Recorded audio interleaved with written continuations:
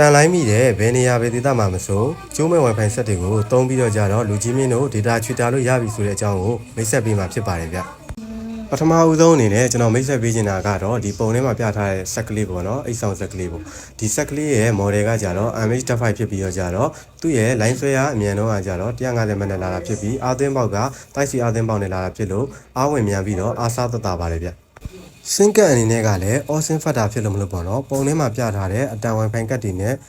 ထည့်သွင်းပြီးတော့အသုံးပြုလို့ရတဲ့အပြင်ဟိုမှာပေါ့နော် line မိတဲ့ကတ်မီတိစင်ကတ်နဲ့မဆိုထည့်သွင်းပြီးတော့လည်းအသုံးပြုလို့ရပါတယ်ဗျဆက်အနေနဲ့က location unlock ဖြစ်လို့မလို့ဆက်ထဲမှာထည့်သွင်းအသုံးပြုတဲ့ကတ်ပေါ့နော် line မိတဲ့နေရာဘယ်နေရာမဆိုတည်သွားပြီးတော့အသုံးပြုလို့ရပါတယ်ဗျဒီကက်ကလေးမှာကတော့ဝယ်ချင်းမှာ gig 80ပါပြီးတော့ကြတော့သူက gig 80ကုန်သွားလို့ပြီးပြန်ဆောင်ရင်လည်းအနည်းဆုံး9000နဲ့စပြီး1000ခွဲထိပေးဆောင်ပြီးတော့သုံးလို့ရပါတယ်ဗျ9000ဆောင်ရင်15 gig 1000ဆောင်ရင်35 gig 1000ခွဲဆောင်ရင်တော့55 gig ထိအများဆုံးပြန်ရပါတယ်ဗျ